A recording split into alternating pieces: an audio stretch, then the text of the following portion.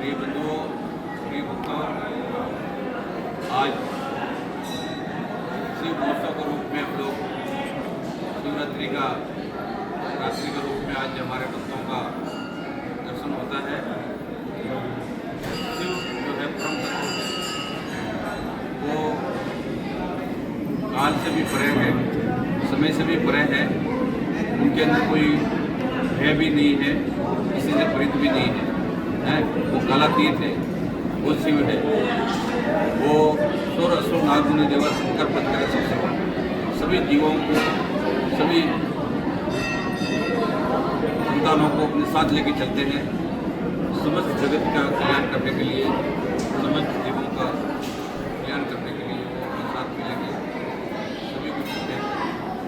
तो हमारे दुर्गेश्वर विद्यापीठ के सभी आचार्य परम विद्वान हैं। विशेष रूप से मैं हमारे यहाँ सभी आचार्य उपस्थित हैं। उनसे सबसे मैं निवेदन है कि वैश्विक तत्वों पर जो है 2-2 मिनट का आपको अपना विचार रखना है। शिव तत्व क्या है, इसके ऊपर में सबसे प्रथम जो है प्रधान आचार्य हमारे द्वैराज उपाध्याय जी आएंगे। उसके बाद में हमारे वरिष्ठ है नित्यानंद जी, फिर जो हमारे आचार्य जो है अजय जी, श्री किशन जी और अपने रोहित जी जी में, तो इस तरह से अपने 2-2 मिनट का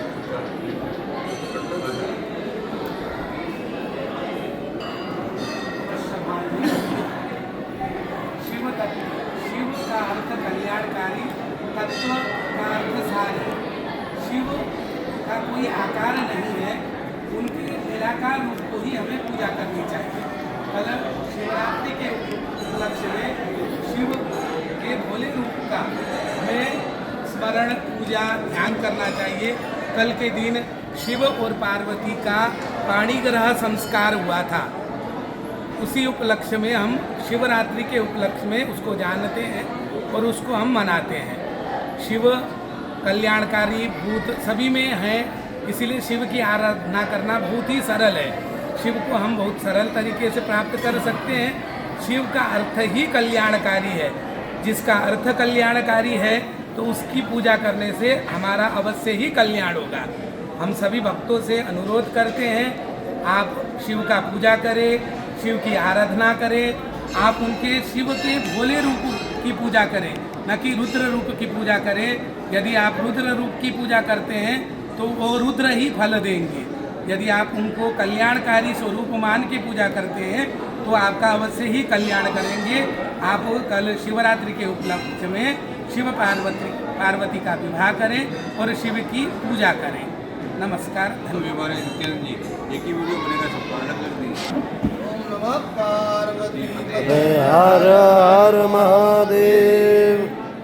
सर्वप्रथम भगवान शिव के चरणों में बारंबार प्रणाम करते हुए महाराज जी के चरणों में हम लोग ऐतिहासिक मठ श्री दुधेश्वरनाथ महादेव मठ मंदिर में बैठे हैं, जहाँ पर से भगवान शिव की आराधना, शिव तत्व पर विवेचन चिंतन कर रहे हैं।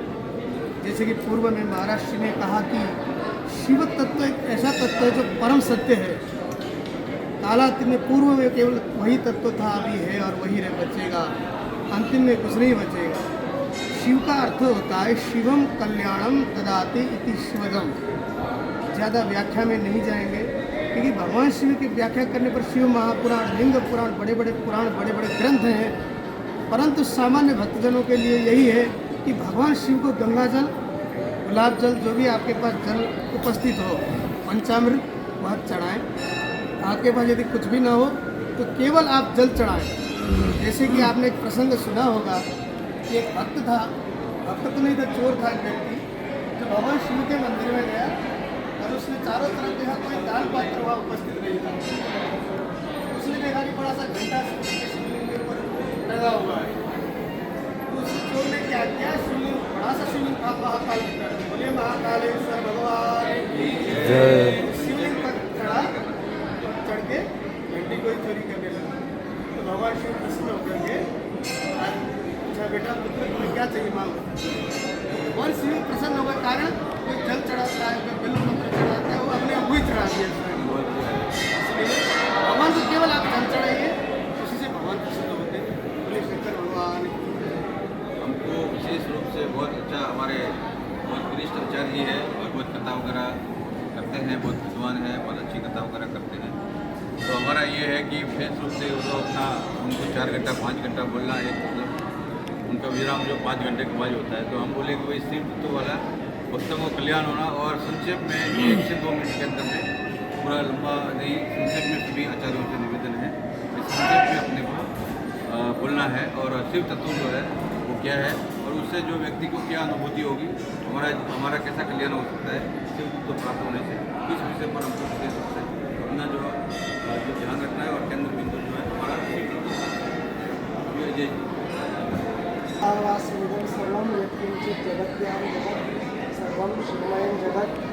हम भगवान शिव की पूजा करते हैं तो भगवान शिव को रुद्र कहा गया है। रुद्र इसलिए कहा गया है कि रुद्र दुखम द्रावयति नाशयति इति रुद्र, माने जो दुखों का नाश करे, दुखों का विनाश करे, वह रुद्र कहलाता है।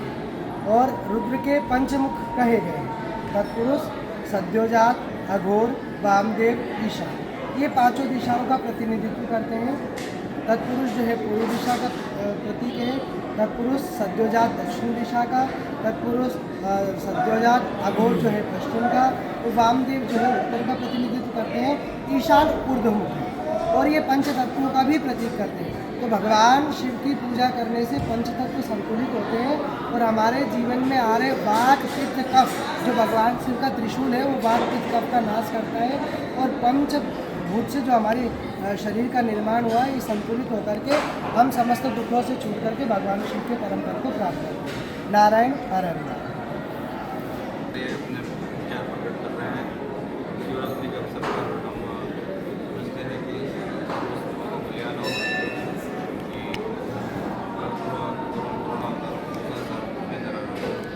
कोरोना का अवतार है, सभी का मुक्ति प्राप्त हो। हमारे अभी आचार्य जी कृष्ण समाज ने अपना जो है इस विषय पर शिव तत्व और शिव चिंतन क्या होना चाहिए इस विषय पर अपने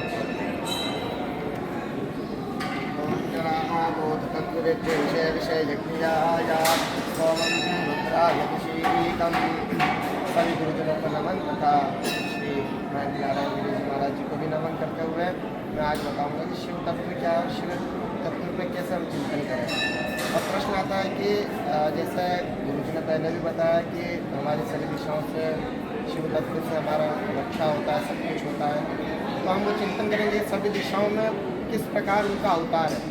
जैसे जितने भी अवतार हैं वो शिव तत्व से ही निकला है। वो काल भैरव के रूप में है या काल भैरव के रूप में या जल के रूप में है या धर्मराज के रूप में है, ये सभी जो है हमारे शिव तत्व के अंदर ही आता है।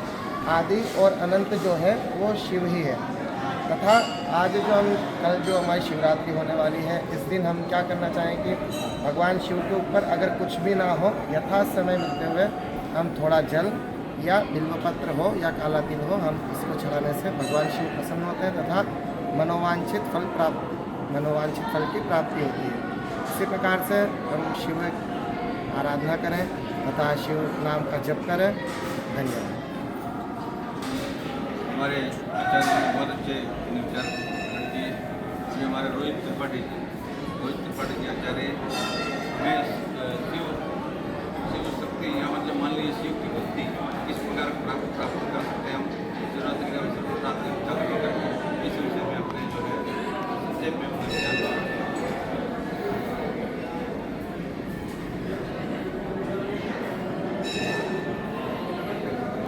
तो जय दुधेश्वर हर हर महादेव।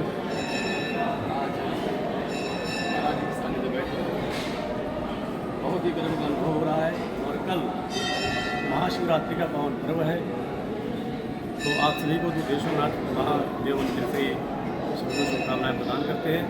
जैसे कि सभी आचार्यों ने शिव तत्व पर विचार किया, आचार्य जी ने कल्याणकारी अर्थ बताया, गुरु जी ने हमारे जो है जिस तरह से सत्योजातम इत्यादि जो है मुखों का जो है वर्णन किया।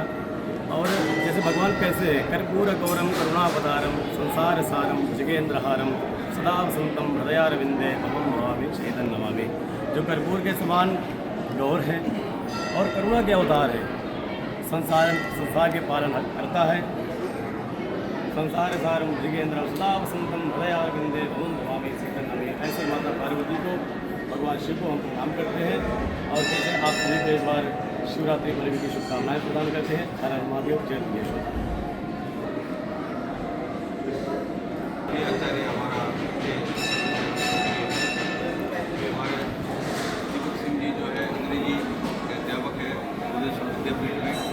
बुद्धेश्वर विद्यापीठ का पूरा विश्व में नाम है, पढ़ाते हैं, अंग्रेजी के अध्यापक है। तो हम उनसे ये करेंगे कि तो सभी बच्चों को विशेष रूप से शिवरात्रि के अवसर पर बच्चों को शिव दर्शन और शिव चिंतन उन्होंने जीवन में क्या अनुभूति किया है उसके ऊपर अपना संक्षेप में अपना विचार करें। देखिए, हम शिव शक्ति के बारे में जानते हैं। शिव का अर्थ होता है चेतना, शक्ति का अर्थ होता है ऊर्जा। दोनों के मिलन का ये त्यौहार है जिसे हम शिवरात्रि के रूप में मनाते हैं। माना जाता है कि इस दिन शिव जी ने तांडव किया था और लिंग के रूप में प्रकट हुए थे और इसी दिन शिव और पार्वती का विवाह हुआ था और जब कल्याण के लिए शिव ने स्नान किया था और